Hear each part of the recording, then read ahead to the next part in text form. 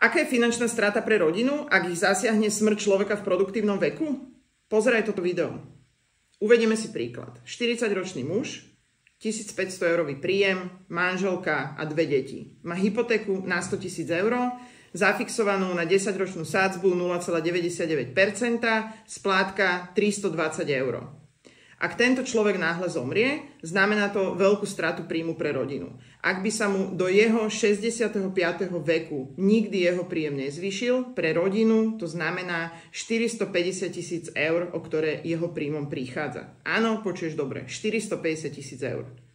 Existuje možnosť, ako zodpovedne ochrániť svoj príjem a neohroziť tak budúcnosť svojej rodiny. Už za 30 eur mesačne vieš mať vykrytú smrť živiteľa rodiny na 80 000 eur.